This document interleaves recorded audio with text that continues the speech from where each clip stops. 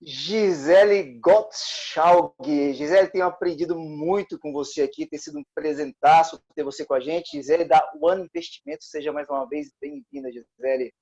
Obrigada, Léo, eu que agradeço. Para mim é uma honra também estar podendo participar, levando informação. Estou muito feliz de participar desse projeto aqui. Que bom, que bom. Realmente tem sido uma escola. O que que você, já que a gente falou de escola, né? O que que você tem para nos ensinar hoje? Eu fiquei pensando, gente, o que eu vou levar que seria interessante já dos assuntos que eu falei, porque eu acho que a gente tem que criar um link, né, Léo? E eu tive aqui há pouco tempo falando sobre poupança, falando para as pessoas saírem da poupança. Mas aí a Gisele não falou para onde, né? Então as pessoas que saíram da poupança, ou se ainda não saíram, não sabem para onde ir. E tem muitas possibilidades, né? Claro que um cliente que aplica em poupança é um cliente conservador, é um cliente que não quer correr riscos, então a gente tem que falar dos produtos de renda fixa. E um desses produtos de renda fixa que eu acho que se adequam a essa necessidade seria o CDB, né? No mercado financeiro tem bastante sopa de letras, né? Então, assim, não é nada muito complicado, nada mais é do que certificado de depósito bancário. Só que antes de falar do CDB, a gente tem que dar um passinho atrás e entender um pouquinho de CDI e taxa DI, né? Vamos lá, deixa eu explicar melhor como é que funciona isso. Os bancos, eles são obrigados a fechar o caixa positivo, né? Ou seja, eles têm que fechar o caixa no final do dia com mais dinheiro do que saiu. E quando isso acontece, quando ele fecha o caixa negativo, ele precisa de dinheiro para poder equalizar esse caixa e finalizar esse dia. O que acontece no mercado? Os bancos emprestam dinheiro entre si para poder fazer esse fechamento de caixa, né? E quando eles fazem esse empréstimo, os bancos também pagam juros. E esses juros nesse empréstimo é os juros da taxa DI, né? Então, esses juros DI, que aí eu vou usar como referência para explicar um pouquinho mais sobre o CDB, é esses juros que os bancos se emprestam para fechar o caixa. Então, até aqui tudo bem, entendido, né? E aí, quando às vezes a pessoa vai no banco, vai ao banco, e a gerente fala, investe aqui, estou pagando 90% do CDI, tá maravilhoso. E a pessoa fala, oi, né? Mas o que é isso? O que é CDI? Que é a mesma coisa de taxa DI. O que é isso, né? Então, explicamos já o que é o CDI. Para a pessoa saber se faz ou não sentido para ele aplicar em CDB, vamos entender um pouquinho, então, quanto que foi o CDI no ano passado e quanto que ele está até o momento, né? Porque isso é uma taxa que vai sendo apurada mensalmente para depois fazer um compilado no final do ano. Então, vamos lá. No ano de 2019, essa taxa foi de 5,96. E esse ano, até o mês de setembro, já fechada, ela está em 2,28. Então, assim, os investimentos de renda fixa, de fato, estão ficando cada vez mais desafiadores, né? No sentido de ganhar dinheiro, de ter boas rentabilidades. Então, aí fica mais fácil para você entender. Se o seu gerente te promete uma rentabilidade, algo em torno de 90% do CDI, e o CDI está em 2,28, você vai ter 90% disso no ano. E ainda vai pagar imposto de renda, porque o CDB tem recolhimento de imposto de renda sobre o rendimento, tá?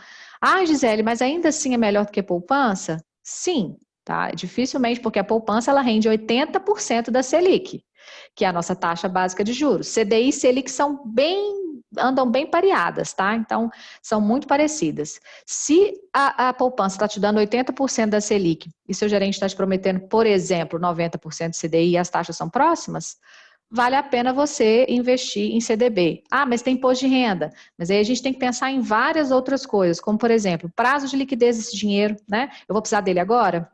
Porque se eu for precisar dele agora, é melhor deixar na poupança mesmo até que você utilize, se for, por exemplo, nos próximos 30 dias.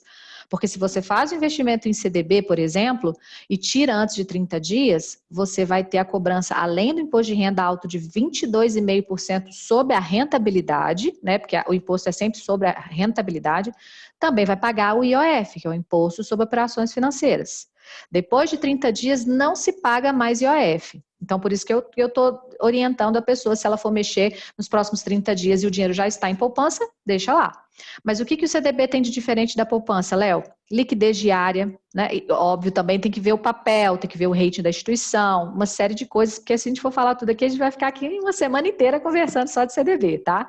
Mas o que eu acho que é muito importante que as pessoas saibam é que o investimento em CDB, antes de ser efetivamente realizado, você tem que se atentar, por exemplo, ele tem carência?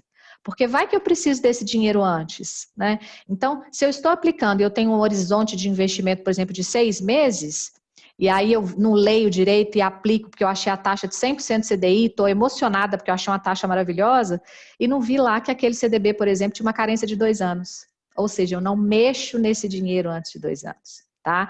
Então, e fora também que tem CDB pré-fixado, pós-fixado, tem. Então, assim, tem uma série de observações que as pessoas têm que fazer, e ao longo das próximas conversas, Léo, eu vou entrar um pouco mais nesse detalhe, tá? É porque senão fica muita informação para a pessoa processar.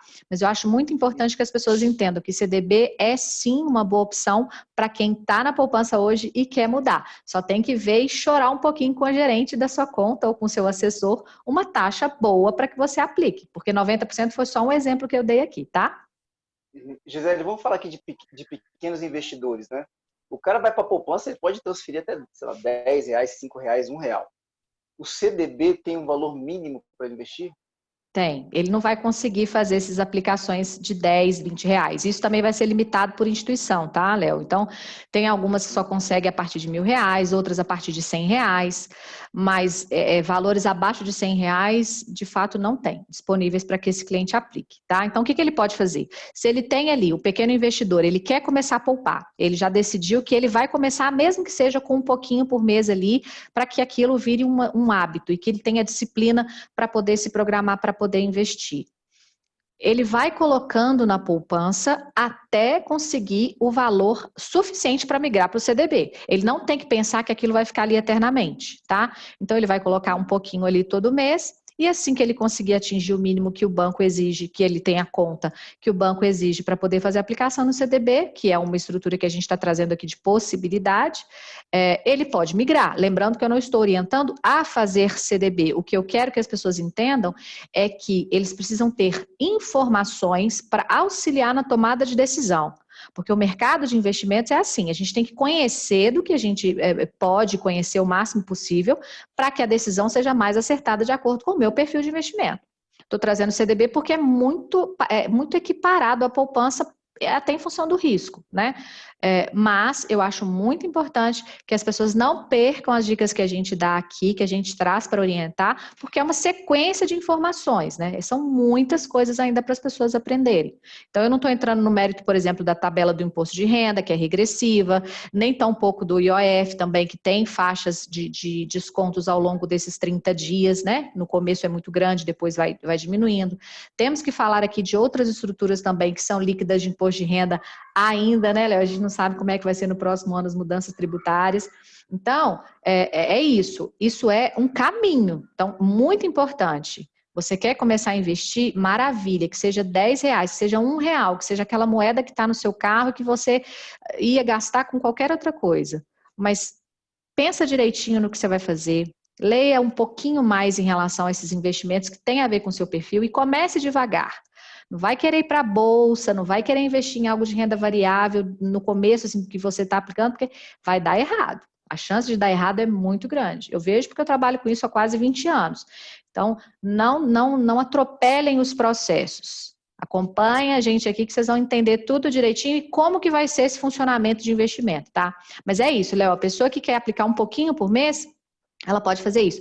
Inclusive, assim, é só para não trazer muita informação, mas com R$50 você já consegue acessar título do Tesouro, né? Comprar títulos públicos. E que não é uma coisa tão difícil se você for pensar, às vezes você tem um ano para juntar, ou às vezes você tem 5 meses para juntar, isso vai depender do bolso de cada um. Mas tem muita coisa além de poupança, de renda fixa que as pessoas podem aproveitar, sim. Uma aula de verdade. Gisele, as pessoas querendo saber um pouco mais, quem está aí já se mexendo, está todo curioso, quer saber um pouquinho mais de tanta coisa bacana, pessoal que está, de repente, nem investia antes e agora começou a ter vontade de investir porque está te ouvindo. Como é que eles fazem para entrar em contato com você? Eu tenho um Instagram, que é o @euconomizo, com dicas bem valiosas sobre investimento, sobre planejamento financeiro acima de tudo.